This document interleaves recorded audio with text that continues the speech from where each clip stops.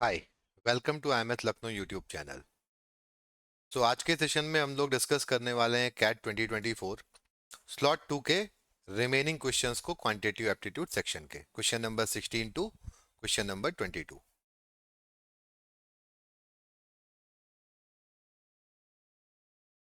सो इस सवाल को देखते हैं। मॉडुलस फंक्शन का सवाल है ये।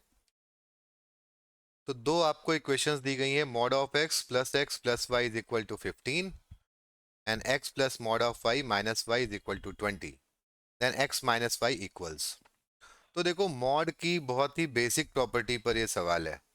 मॉड वाली इक्वेशंस को जब हम लोग ओपन करते हैं तो हमें केसेस बनाने होते हैं बेस्ड ऑन, जैसे यहाँ पे जो इक्वेशन है उसमें वी नीड टू थिंक कि x ग्रेटर देन जीरो होगा तो हम इक्वेशन को क्या लिखेंगे, x लेस देन जीरो होगा तो हम क्या लिखेंगे पहली इक्वेशन को, है ना। तो मॉड का कुछ बेसिक चीज अगर आपको पता है तो आप सॉल्व कर लोगे। तो अगर आप नोटिस करो तो मॉड के अंदर जब हम कोई पॉजिटिव नंबर लिखते हैं तो मॉड को हटाते हैं तो भी हम 5 लिख सकते हैं। लेकिन मॉड के अंदर अगर कोई नेगेटिव नंबर लिखा हुआ है तो इसकी वैल्यू माइनस ऑफ -5 के बराबर आती है। यानी कि एक्चुअल में क्या होती है, +5 होती है। तो on the basis of this we can say कि अगर कोई वैल्यू ग्रेटर देन जीरो है तो उस केस में मॉड ऑफ के और के क्या होंगे, इक्वल होंगे। लेकिन अगर कोई वैल्यू लेस देन जीरो है तो मॉडुलस फंक्शन जो है मॉड ऑफ के, ये माइनस के बराबर होगा। अब इस बहुत बेसिक सी चीज को अगर आप मॉडुलस फंक्शन की जानते हैं तो ये सवाल आपके लिए एक्चुअल में बहुत इजी सवाल होगा, है ना। तो अब इस सवाल को सॉल्व करते हैं हम लोग। तो देखिए, ये जो आपको दो इक्वेशंस दी गई हैं,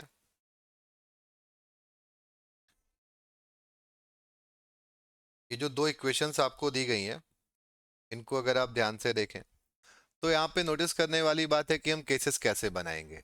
हो सकता है एक्स एंड वाई दोनों ग्रेटर देन जीरो हो, फर्स्ट क्वाड्रेंट। हो सकता है एक्स लेस देन जीरो हो, वाई पॉजिटिव हो, सेकंड क्वाड्रेंट। हो सकता है एक्स का वैल्यू भी लेस देन जीरो हो और वाई का भी वैल्यू लेस देन जीरो हो, थर्ड क्वाड्रेंट की हम बात कर रहे हैं। And there might be a possibility कि x is negative, x is positive and y is negative, which means we are talking about the fourth quadrant. तो यहाँ पे अगर हम केसेस बनाना शुरू करते हैं तो सपोज पहला केस है x greater than zero and y also greater than zero. अब इस केस में जो पहली इक्वेशन है वो क्या हो जाएगी, इस केस में मॉड ऑफ x भी x के बराबर होगा। तो आपको मिलता है 2x plus y is equal to 15। और सेकेंड इक्वेशन आपको क्या मिलती है, मॉड ऑफ y की वैल्यू y हो जाएगी तो y माइनस वाई कैंसिल हो जाएगा। तो सेकेंड आपको मिलता है x इज इक्वल टू 20। अब अगर x 20 है तो y आपको देखो क्या मिल रहा है। अगर हम x को 20 पुट करते हैं तो हमें y क्या मिलता है, 15 माइनस 40 विच इज -25। तो ये तो इनवैलिड है।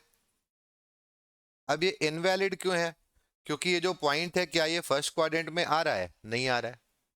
और यहाँ पे हमारा एजम्पशन क्या था कि हम फर्स्ट क्वाड्रेंट के बेसिस पे इसको सॉल्व कर रहे थे। तो दिस बिकम्स इनवैलिड। अब अगला केस हम लोग बनाते हैं। नेक्स्ट केस क्या बनता है, अगर हम बोलते हैं कि x ग्रेटर देन जीरो है लेकिन y जो है वो लेस देन जीरो है। अब इस केस में पहली इक्वेशन आपको सेम मिलेगी, 2x plus y is equal to 15।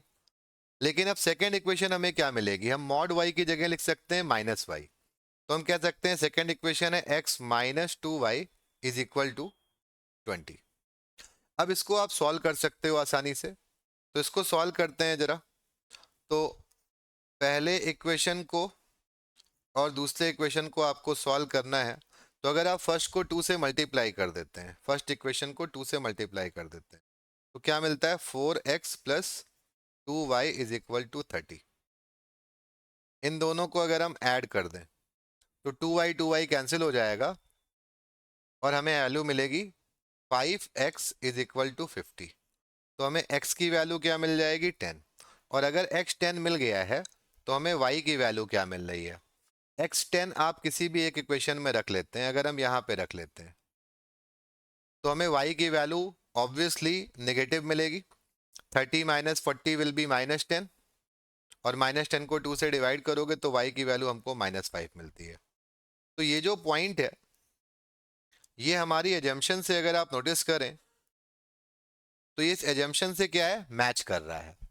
तो अगर ये इस एजम्पशन से मैच कर रहा है तो वी कैन डेफिनेटली से कि this is going to be our correct answer.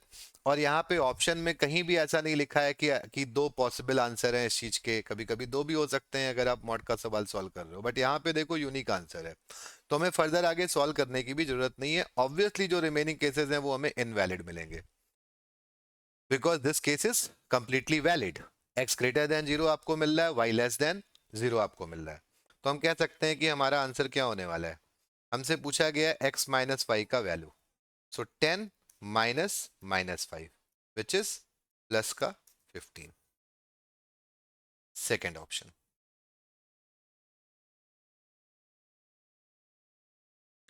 Next question की तरफ आगे बढ़ते हैं। रिमाइंडर नंबर सिस्टम के रिमाइंडर्स टॉपिक का ये सवाल है। बहुत ही बेसिक सा इजी सा क्वेश्चन है, जिसने भी रिमाइंडर टॉपिक पढ़ा है उसके लिए। तो रिमाइंडर में आप कई सारी थ्योरम्स भी पढ़ते हैं, और अगर आप थ्योरम्स नहीं पढ़ते हैं तो बहुत बेसिक प्रॉपर्टी से भी इस सवाल को कर सकते हैं। हम दोनों ही तरीके देखेंगे। तो पहले नॉर्मल तरीका देखते हैं। तो नॉर्मल तरीके में क्या होता है कि आपको कोई भी बड़ा सा एक्सपोनेंट दिया हुआ है तो हम कोशिश करते हैं एक्सपोनेंट को धीरे धीरे रिड्यूस करने की। तो अब जैसे इस नंबर को हमने कुछ लिख लिया, सपोज हमने लिख लिया इसको 3 की पावर 3 की पावर 111, मतलब कई सारे तरीके हो सकते हैं। तो अब देखो यहाँ पे बेस बन गया 27। अब 27 को अगर आप 11 से डिवाइड करोगे तो 11 टू जा 22, रिमाइंडर क्या हो जाएगा, 5 हो जाएगा। 5 की पावर 111 लिख सकते हैं। जरूरी नहीं था कि आप 3 क्यूब ही करते, किसी के माइंड में 3 की पावर 4 आ सकता है, 81 भी लिख सकते हो। किसी के माइंड में 3 का पावर 5 आ सकता है, तो किसी भी तरह से एक्सपोनेंट को कम किया जा सकता है। हमने 3 क्यों लिखा, ताकि वो जो 333 है वो पूरा का पूरा कैंसिल आउट हो जाए। अब आप देखो तो 5 की किसी बड़ी पावर पे आप जा सकते हैं। अब अगर आप नोटिस करें तो हम इसको 5 की पावर में कुछ लिख देते हैं। मान लो आपने 5 का क्यूब लिख दिया, क्योंकि 111 3 से डिविजिबल है। तो यहाँ पे क्या आ जाएगा, 37। 5 का क्यूब क्या होता है, 125 होता है। अब 125 को जरा 11 से डिवाइड करो तो क्या वैल्यू आती है, 125 को अगर हम डिवाइड करेंगे तो वैल्यू आएगी 4। तो प्रोसेस ये है, मैं तरीका आपको सिखा रहा हूँ। हाउएवर ये क्वेश्चन बहुत आसान है, इसको आप वैसे भी सॉल्व कर सकते हो। तो अभी हम सेकेंड मेथड पे भी आएंगे, but this is also a method to solve the questions of reminders.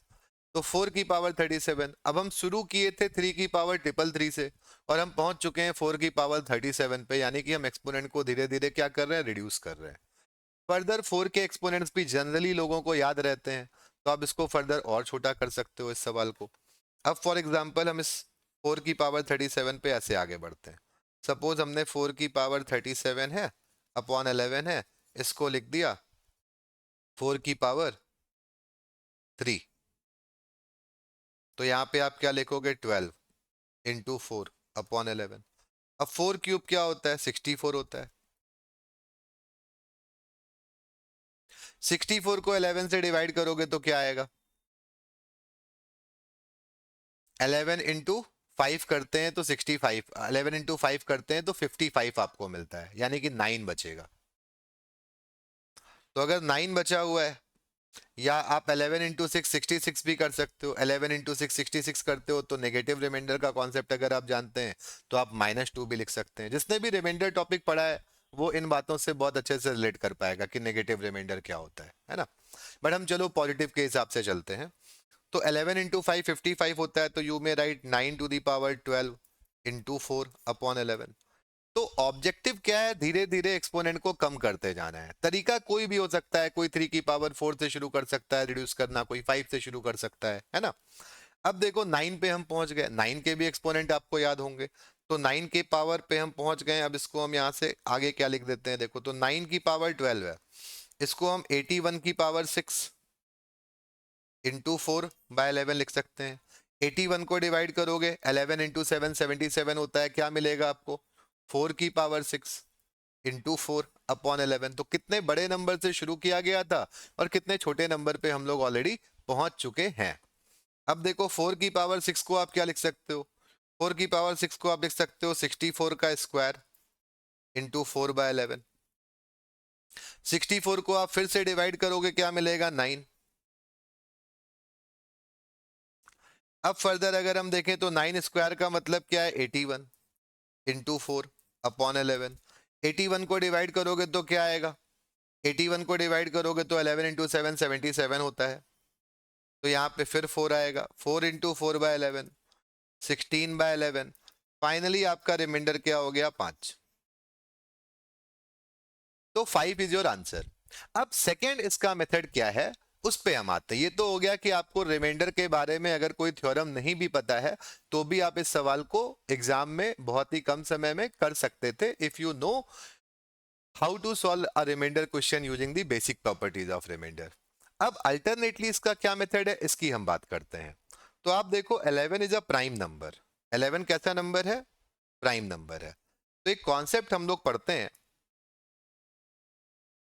कि अगर p कोई प्राइम नंबर है, p is a prime, and a is a number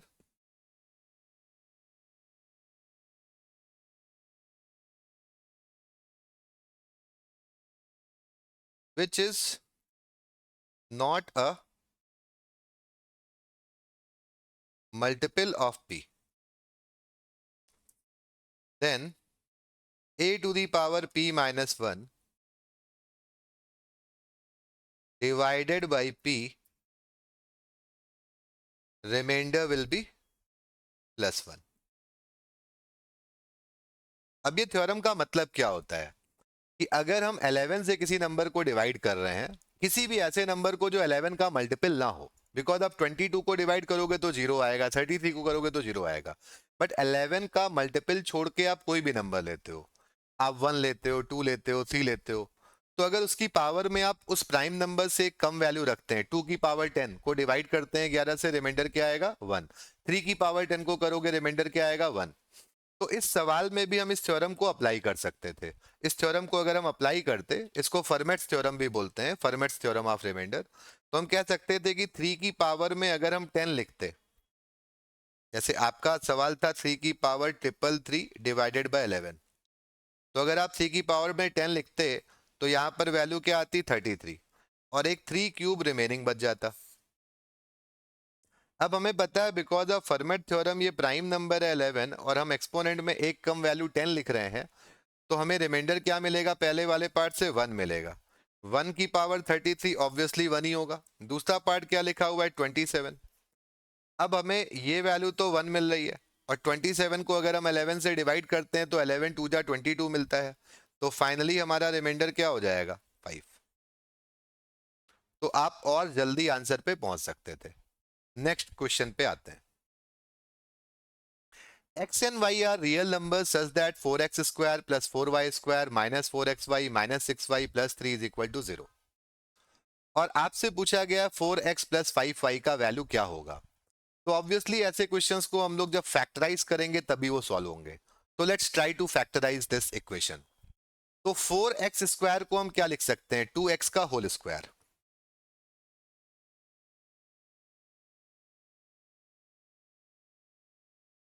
यहां पे आपके पास 4y स्क्वायर भी है,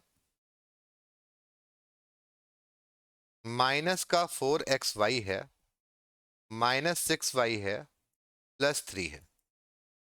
तो आप देखो तो ये क्या है? ये 2x का होल स्क्वायर है, और यहां पर भी हम देखें तो 2 इंटू 2x इंटू वाई मिल रहा है।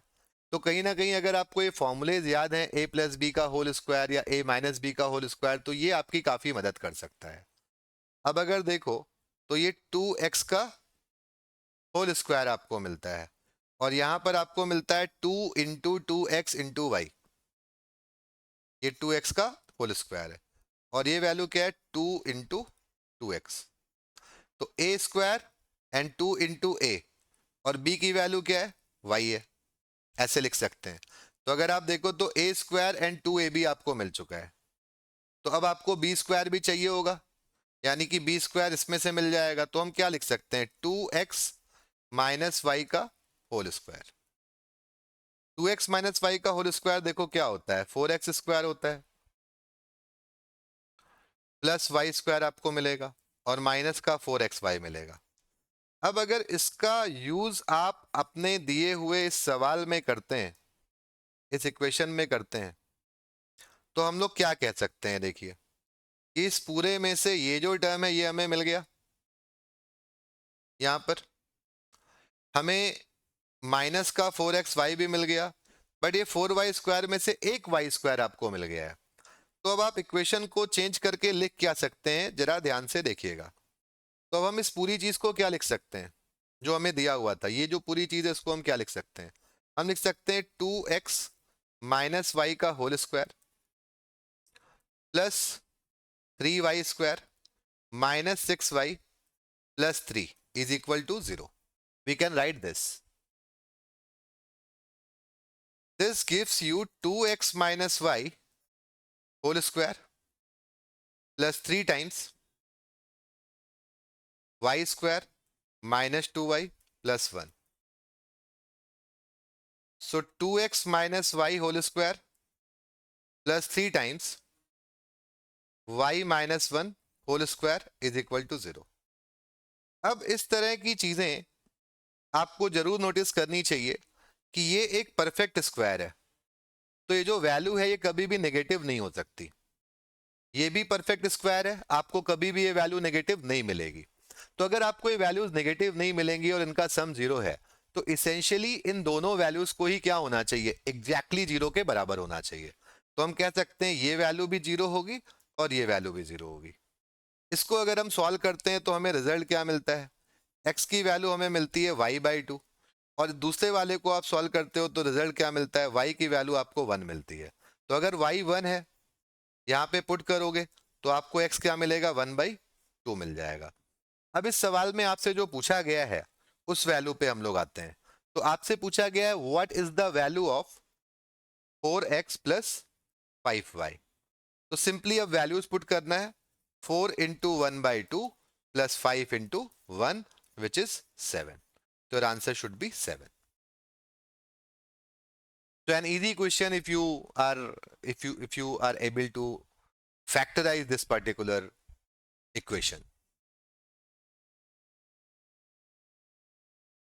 नेक्स्ट क्वेश्चन को देखते हैं।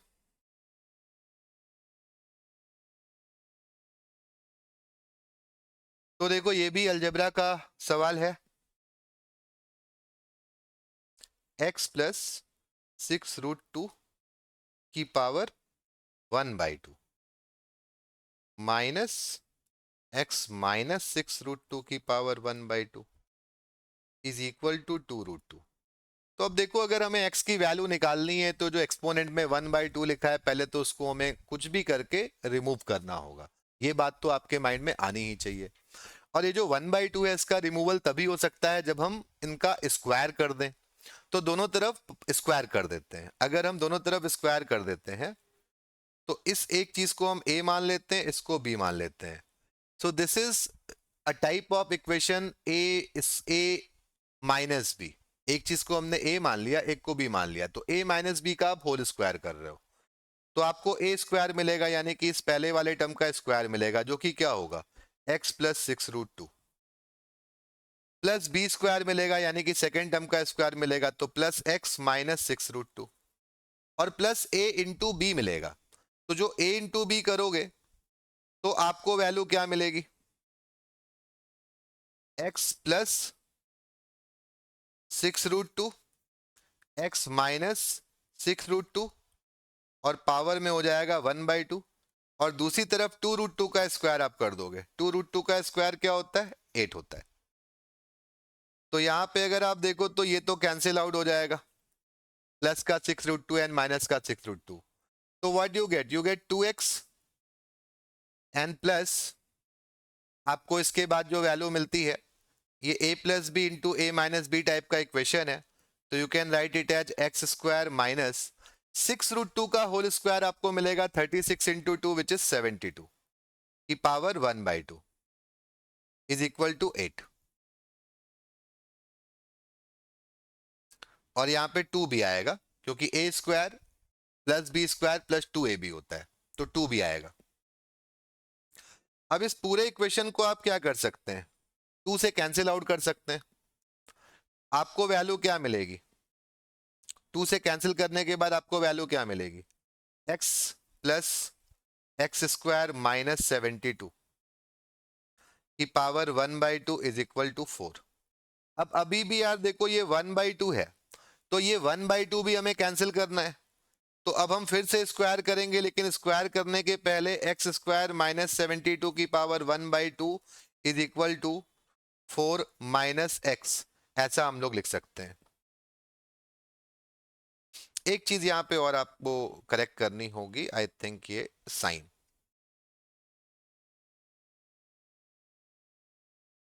यहाँ पे साइन माइनस होना चाहिए, क्योंकि यहाँ पे भी साइन क्या है? माइनस है। ए माइनस बी का स्क्वायर हम लोग कर रहे हैं, तो a square plus b square minus 2 a b हमें लिखना होगा। तो ये साइन माइनस होगा, यहाँ पर ये साइन माइनस होगा, और यहाँ पर भी ये साइन माइनस होगा। लेकिन अब अगर हम दोनों तरफ स्क्वायर करते हैं तो हमें वैल्यू तो पॉजिटिव ही मिलनी है। अब अगर आप फिर से स्क्वायर करते हो दोनों तरफ, तो एक तरफ आपको मिल जाएगा एक्स स्क्वायर माइनस 72, और दूसरी तरफ आपको मिलेगा 16 plus x square minus 8x। Again देखो, a माइनस बी का होल स्क्वायर, तो a square plus b square minus 2ab। अब हमें एक्स स्क्वायर को ऑब्वियसली हम कैंसिल कर सकते हैं, तो आपको वैल्यू मिलती है 8x is equal to 72 plus 16 which is 88। तो we can say value of x is 11। तो इसको मैं बहुत डिफिकल्ट क्वेश्चन रेट नहीं करूंगा, प्रोवाइडेड आप अलजेब्रिक कैलकुलेशन में थोड़ा ठीक हो। In that case this is going to be a very very easy question. Next question की तरफ आगे बढ़ते हैं। देखो, अब इस सवाल में काफी सारी लैंग्वेज है, देखते हैं किस टॉपिक का क्वेश्चन है। रीड करते हैं इसको quickly. P, Q, R and S are 4 towns, 4 शहर हैं। One can travel between P and Q along 3 different paths. तो रूट्स एंड नेटवर्क टाइप का सवाल है, तो इसमें जनरली आप डायग्राम वगैरह बना सकते हैं। P से Q जाने के 3 डिफरेंट रास्ते हैं, तो हम इन पॉइंट्स को अगर लिख लें तो हम लोग अकॉर्डिंगली काम कर सकते हैं। तो देखो, P से Q जाने के 3 रास्ते हैं, तो मान लेते हैं यहाँ पे कोई पॉइंट है आपका P, और यहाँ पे कोई पॉइंट है Q। तो P से Q जाने के लिए आपके पास 3 डिफरेंट रास्ते हैं। आगे देखो क्या लिखा हुआ है, नेक्स्ट क्या लिखा हुआ है, Q से S जाने के 4 रास्ते हैं, और P से R पे जाने के भी 4 रास्ते हैं। तो इसको भी हम लोग डायग्राम में रिप्रेजेंट कर लेते हैं। तो Q से S पे जाने के, अब मान लो S कोई पॉइंट है, तो Q से S पे जाने के जो रास्ते हैं वो 4 हैं, और P से R पे, R भी कोई पॉइंट होगा, P से R पे जाने के रास्ते जो हैं वो भी 4 हैं। ये भी आपको सवाल में दिया हुआ है। अब फर्दर क्या इंफॉर्मेशन क्वेश्चन में लिखी है देखते हैं। तो यहां तक की इंफॉर्मेशन हमने यूज कर ली है। There is no direct path between P and S। तो देखो, P से S का रास्ता अभी तक हमने कोई बनाया भी नहीं है, और आगे भी बनने वाला नहीं है, डायरेक्ट रास्ता है ही नहीं। While there are few direct paths between Q and R, तो Q और R के बीच में रास्ते हैं, कितने हैं ये नहीं बताया है, बट फ्यू लिखा हुआ है। बिटवीन R एंड S, तो R और S के बीच में भी रास्ते हैं। तो अब पहले इन दो बातों को हम लोग हाईलाइट कर लेते हैं। तो सवाल में क्या लिखा हुआ है कि Q से R के बीच में रास्ते हैं, कितने हैं मालूम नहीं, तो हम इस नंबर को कोई वैल्यू दे देते हैं, मान लेते हैं A रास्ते हैं। दूसरी बात आपको बताई गई है कि R और S के बीच में भी रास्ते हैं, कितने हैं नहीं मालूम, बट रास्ते हैं, तो हम मान लेते हैं यहां पर B रास्ते हैं। अब आपको फर्दर इंफॉर्मेशन क्या दी गई है उसको रीड करते हैं। One can travel from P to S। तो P से S का जो ट्रेवल है वो कैसे हो सकता है? डायरेक्ट तो कोई रास्ता नहीं है, तो वाया Q हो सकता है, वाया R हो सकता है, via Q followed by R हो सकता है, और इस केस में टोटल 62 पॉसिबल वेज मिलते हैं। तो ये देखो, अब काफी इंपॉर्टेंट इंफॉर्मेशन है, इसको ध्यान से पढ़ना चाहिए हमें। तो हमें बताया गया है कि अगर हम P से S जाना चाहते हैं, P से हम लोग किधर जाना चाहते हैं? S जाना चाहते हैं। तो अब हमें ऑप्शंस दिए गए हैं कि आप P से S डायरेक्ट नहीं जा सकते हैं, तो अगर आप वाया Q जाते हैं, तो आप देखो P से S जाना है वाया Q, तो आप यहां पे नोटिस करिए कि आपको P से Q जाने के रास्ते मिलते हैं कितने, 3, और Q से S जाने के मिलते हैं 4। तो यहां आप कितने कॉम्बिनेशंस बना पाओगे, 3 इंटू 4, तो हमें 12 तरीके मिलेंगे। अब अगली बात यहां पे क्या लिखी हुई है, देखिए अगली बात यहां पे लिखी हुई है कि अगर आप वाया Q जाते हैं तो साथ में आप वाया R भी जा सकते हैं। अब वाया R अगर आप जाते हो तो सिमिलरली हम कह सकते हैं कि अगर हम वाया R जा रहे हैं तो हमें P से R जाने के 4 तरीके मिलते हैं और R से S पे जाने के भी मिलते हैं। तो ये वैल्यू हमें क्या मिलेगी, this value would be 4 into b, तो 4b। एंड फाइनली क्या लिखा हुआ है सवाल में, देखिए फाइनली लिखा हुआ है कि हम via Q followed by R जा सकते हैं। तो अभी आप वाया Q जा रहे हैं और followed by R, followed by R जा रहे हैं। तो अब आपको जो तरीके मिलने वाले हैं वो कितने होंगे जरा देखिए। अब आप पहले P से Q जाते हैं, P से Q जाने के कितने, 3 तरीके हैं। Q से R पे जाने के कितने, A तरीके हैं। और R से S पे जाने के कितने तरीके हैं, B तरीके हैं। तो ये वैल्यू आपको मिलती है 3AB। और इन तीनों का जो टोटल सम है वो इस क्वेश्चन के अकॉर्डिंग क्या है, 62 पॉसिबल वेज, 62 पॉसिबल वेज। तो हमें यहां से एक इक्वेशन मिल जाती है कि अगर हम इन तीनों को ऐड कर दें तो दिस वैल्यू शुड बी 62। इधर नोट कर लेते हैं। तो you get 12 plus 4b plus 3ab is equal to 62। तो फाइनली इक्वेशन क्या बन जाती है, आप लिख सकते हैं इसको 4b plus thrice of ab is equal to 50। तो this is the first equation. अब सेकेंड इंफॉर्मेशन जो इस सवाल में दी गई है उसको रीड करते हैं। One can also travel from Q to R इधर डायरेक्टली। तो अगर हम Q से R डायरेक्टली ट्रेवल कर रहे हैं तो ऑब्वियसली हमारे पास जो तरीके हैं वो कितने, A वाया P जा सकते हैं, वाया S जा सकते हैं, और टोटल नंबर ऑफ वेज हमें दिए गए 27। तो अब 27 हमें टोटल नंबर ऑफ वेज दिए गए। तो अगेन देखो इस सवाल में अगली इक्वेशन हमारी जो बनने वाली है वो किसके लिए बनने वाली है, अगर हम जा रहे हैं किधर, Q से R जा रहे हैं। तो देखो Q से अब हम R जा रहे हैं। अब अगर हम डायरेक्ट जा रहे हैं, अगर हम डायरेक्ट जा रहे हैं Q से R तो हमारे पास तरीके कितने होंगे, A। अगर हम जा रहे हैं वाया P, अगर हम Q से R जा रहे हैं, इस Q से हम जा रहे हैं R, वाया P जा रहे हैं, तो Q से R वाया P जाने का तरीका हमारे पास कितना होगा, 3 इंटू 4, 12 तरीके आएंगे। और आगे लिखा है कि हम Q से R जा रहे हैं वाया S, तो हम S के थ्रू जा रहे हैं। तो Q से S जाने के 4 तरीके हैं और S से R जाने के B तरीके हैं। तो ये वैल्यू आपको मिलेगी 4B। अब इन तीनों का जो सम है वो आपको बताया गया है कितना, 27।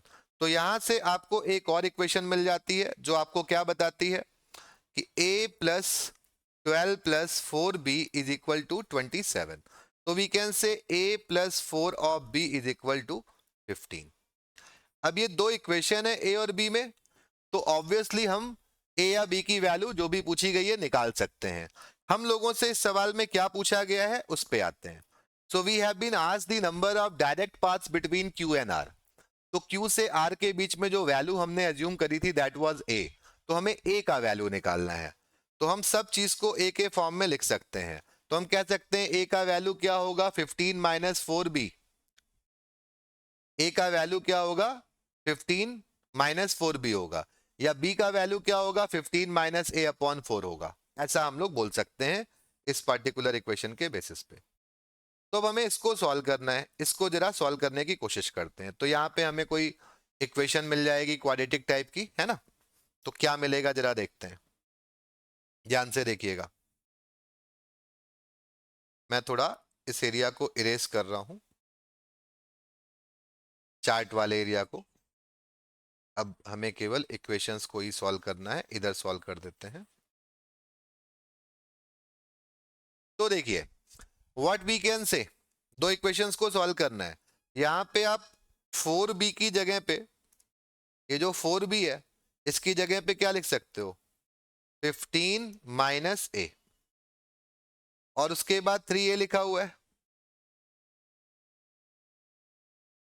और b की जगह पे हम क्या लिख सकते हैं, 15 minus a upon 4 is equal to 50। To solve this equation हम लोग को थोड़ी कैलकुलेशंस करनी पड़ेंगी, सॉल्व करते हैं। तो 60 minus 4a plus 45a minus 3a square is equal to 200. So finally this equation becomes 3a square minus 41a plus 140 is equal to 0. अब 140 और 3 आप इजीली इसको फैक्टराइज कर पाओगे। 140 इंटू 3 कितना होता है, 420, 420। 420, 20 और 21 से 420 बन जाता है, तो आप 20 और 21 में ब्रेक कर सकते हो। 3a square minus 21a plus 20a plus 140 is equal to 0। तो अब यहां से हमारी इक्वेशन जो बन रही है, सॉरी यहां पे माइनस लिख लेना, ये प्लस नहीं होगा।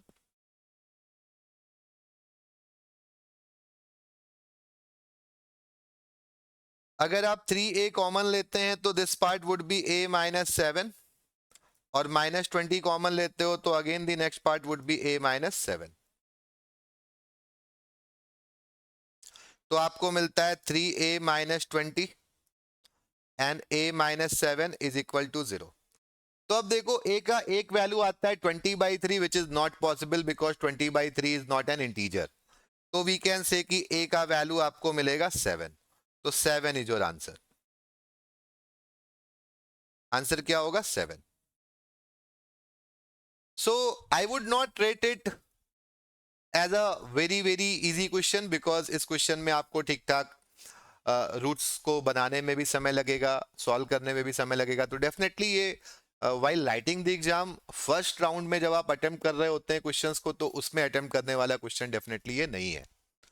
फर्स्ट राउंड में आप इजी क्वेश्चंस को अटेम्प्ट करते हैं और फिर जो आपके पास समय बचता है उसमें आप नेक्स्ट लेवल के क्वेश्चंस पर पहुंचते हैं। तो डेफिनेटली नॉट अ क्वेश्चन जिसको कि आपको फर्स्ट राउंड में अटेम्प्ट करना चाहिए।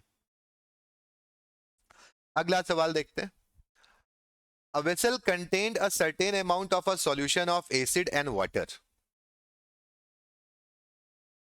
When 2 liters of water was added to it, the new solution had 50% acid concentration. तो concentration का मतलब होता है कि जो acid है वो total में कितना है। तो total में अगर acid 50% है तो obviously water भी क्या होगा, 50% होगा। When 15 liter of acid was further added to this new solution, the final solution had 80% acid concentration. The ratio of water and acid in the original solution was. तो merely reading this question suggest कि ये question बहुत ही difficult नहीं है, आसान सा सवाल है अगर आप इस तरह के सवालों को सॉल्व करने की प्रैक्टिस में है, क्योंकि कोई भी कॉम्प्लिकेटेड चीज यहाँ पर नहीं लिखी हुई है। तो अगर हम मान लेते हैं कि इनिशियली जो वाटर था वो W था, जो एसिड था वो A था, तो अब यहाँ पे आपको कुछ बातें बताई गई। ये तो इनिशियल हो गया, ये उसकी क्वांटिटी थी। अब आपको एक बात सबसे पहली बताई गई है कि आप ऐड करने वाले हैं कितना, 2 लीटर वाटर, यानी कि W+2 करने वाले हैं। तो एसिड तो चेंज होगा नहीं, वो इतना ही रहेगा। अब आपको बोला गया कि अब एसिड 50% हो जाता है, तो अगर एसिड 50% हो जाता है तो जो वाटर है बचा हुआ वो भी तो 50% होगा, यानी कि ये रेशियो आपको क्या मिलेगा, 1/1। इसको सॉल्व करते हैं तो आपको एक रिलेशन मिल जाएगा। आपको क्या रिलेशन मिलेगा, A is equal to W+2, या हम कह सकते हैं A minus W is equal to 2। ये एक इक्वेशन मिल जाएगी। अब अगली बात क्या लिखी गई है, थर्ड राउंड में आपने क्या किया, अब आपने इस वाले सॉल्यूशन में ऐड कर दिया है कितना, 15 लीटर एसिड ऐड किया। देखो क्या लिखा है, when 15 liter of acid was further added to this new solution. तो अब अगर आप 15 लीटर ऐड करते हो एसिड, तो वाटर की क्वांटिटी में कोई चेंज नहीं आएगा, लेकिन एसिड की क्वांटिटी क्या हो जाएगी, A+15 हो जाएगी। अब आपको बोला गया है कि जो कंसंट्रेशन है वो 80% हो जाता है, मतलब एसिड हो जाता है 80%, तो ऑब्वियसली वाटर कितना होगा 20%, तो रेशियो क्या आएगा 1/4। इसको सॉल्व करोगे तो आपको मिलता है 4 times W + 8 is equal to A+15। तो यहां से हम क्या कह सकते हैं कि 4W - A is equal to 7। Now you have to very very basic linear equations. अब ये इतनी बेसिक लीनियर इक्वेशंस हैं कि इनको सॉल्व करना बहुत ही आसान होता है। केवल सिंपली आप दोनों इक्वेशंस को अगर ऐड कर देते हैं तो ऐड करने पे आपको वैल्यू मिलती है thrice of W is equal to 9। तो W का वैल्यू आपको 3 मिलता है, और किसी भी एक इक्वेशन में अगर आप इस वैल्यू को रख देते हैं तो आपको A का वैल्यू मिल जाता है 5। अब इस सवाल में आपसे पूछा क्या गया है, नोटिस करिए, the ratio of water and acid in the original solution. तो भाई ओरिजिनल सॉल्यूशन में वाटर और एसिड का रेशियो यही वाला था जो हमने इनिशियली माना। तो वाटर आपको निकल करके आया है 3 एंड एसिड इज 5। तो थोड़ा अलर्ट रहने की भी जरूरत होती है, क्योंकि देखो 3/5 भी ऑप्शन में दिया है और 5/3 भी दिया है। तो correct option is B, correct option is B, this one. And finally CAT 2022 के स्लॉट 2 के आखिरी सवाल पे हम लोग पहुंच रहे हैं, क्वेश्चन नंबर 22 पे। तो देखो सवाल में पहले से ही मेंशन है the sum of infinite series. तो देखो कितना अच्छा सा सवाल है, दिखने में भले थोड़ा कॉम्प्लिकेटेड या डिफरेंट दिखे, बट आप लैंग्वेज ऑफ द क्वेश्चन पे ध्यान दो। अगर यहाँ पे लिखा हुआ है the sum of the infinite series, तो आमतौर पे सबसे पहली सीरीज जो आप इनफाइनाइट में पढ़ते हो, जिसका सम आप आसानी से निकाल सकते हो, वो होती है इनफाइनाइट ज्योमेट्रिक प्रोग्रेशन। और उसके सम के लिए फॉर्मूला होता है A/1 - R। ए होता है पहला टर्म और आर होता है कॉमन रेशियो। और ये कब आप निकाल सकते हो सम, जब कॉमन रेशियो आपको -1 से +1 के बीच में मिल रहा हो। इस तरह की चीज हर कोई अलजेब्रा में प्रोग्रेशंस नाम के टॉपिक में पढ़ता है। तो कहीं ना कहीं हिंट तो पहले ही सवाल में दिया हुआ है। हाउएवर अब इन टर्म्स को जरा हम 1 बाय 1 ब्रेक करके प्रोग्रेशन को पहचानने की कोशिश करते हैं।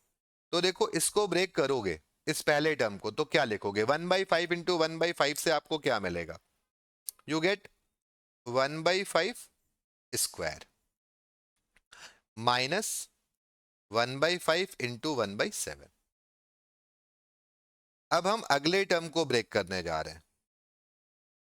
तो देखो 1/5 स्क्वायर को 1/5 स्क्वायर से मल्टीप्लाई किया गया है, तो आपको मिलेगा 1/5 की पावर 4 माइनस 1/5 स्क्वायर और 1/7 स्क्वायर। इसके बाद अगर हम थर्ड टर्म को देखें ध्यान से, तो थर्ड टर्म को ओपन करने पे आपको अगेन दो टर्म्स मिलेंगे। 1/5 क्यूब को 1/5 क्यूब से आप मल्टीप्लाई कर रहे हो, तो गेट 1/5 की power 6 minus 1/5 cube into 1/7 cube. तो नाउ इफ यू नोटिस ये दो अलग अलग इनफाइनाइट ज्योमेट्रिक प्रोग्रेशंस हैं। एक तो ये वाले टर्म्स को आप ध्यान से देखिए, तो जो पहली सीरीज बन रही है ये बन रही है 1/5 स्क्वायर प्लस 1/5 की पावर 4 प्लस 1/5 की पावर 6 एंड सो ऑन। तो एक इनफाइनाइट जीपीएस के सम का फॉर्मूला होता है first term upon 1 minus common ratio. तो पहला टर्म क्या है, देखो 1/5 का होल स्क्वायर है, यानी कि 1/25 है, और कॉमन रेशियो भी इवेंचुअली सीरीज का वही है 1/25 ही है।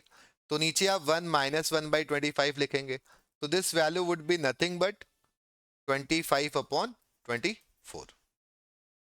Now we have a look on the second series. तो सेकेंड सीरीज देखो आपको क्या मिलती है, पहला टर्म है 1/5 इंटू 1/7, दूसरा टर्म आपको मिलता है 1/5 इंटू 1/7 का होल स्क्वायर, ऐसे भी लिख सकते हैं। देखो ये जो टर्म आपको मिला था पहला, और दूसरे में दोनों स्क्वायर में थे, तो ऐसे भी लिख सकते हैं। तीसरा टर्म आपको क्या मिलता है, 1/5 इंटू 1/7 का क्यूब एंड सो ऑन। तो इस सीरीज में अगेन आप a/1 माइनस आर लगा सकते हो। पहला टर्म आपको सीरीज का क्या मिलता है, 1/35, और कॉमन रेशियो अगेन आपको 1/35 मिलता है, तो 1 माइनस 1/35। तो this value would B 35 divided by 34। अब ये जो सेकेंड सीरीज है, इसको आपको फर्स्ट सीरीज में से क्या करना है, सब्ट्रैक्ट करना है। तो सब्ट्रैक्ट करना है तो आपका आंसर क्या आएगा, जरा देखिए। Your answer should be 25/24 minus 35/34। तो इसको सॉल्व करते हैं क्विकली। देखो क्या वैल्यू मिलेगी, 25 into 34 minus 35 into 24 divided by 24 into 34। अब देखो ये नंबर में कुछ ट्रिक दिख रही है जल्दी कैलकुलेशन करने की।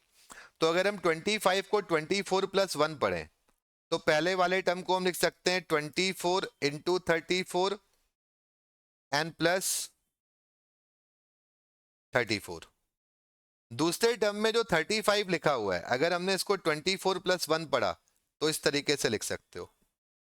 और दूसरे टर्म में अगर आप 35 को 34 प्लस 1 पढ़ लो, तो आप लिख सकते हो माइनस का 34 इंटू 24 एंड प्लस 24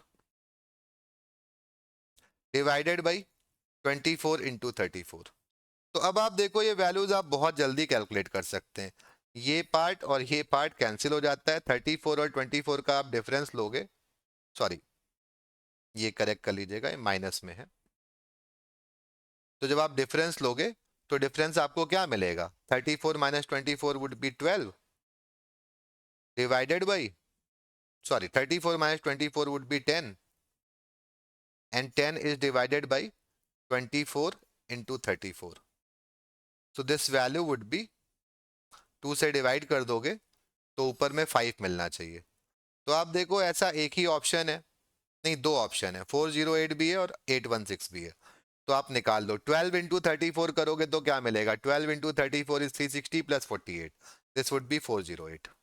तो 5/408 is your answer. So not a difficult question. अगर आप ये ऑब्जर्वेशन इजिली कर लेते हैं कि ये सीरीज कौन सी है, तो ये आसान सा सवाल है। तो आज के सेशन में हम लोग कैट 22 स्लॉट 2 के क्वांटिटेटिव एप्टीट्यूड सेक्शन को पूरी तरह से कंप्लीट कर चुके हैं।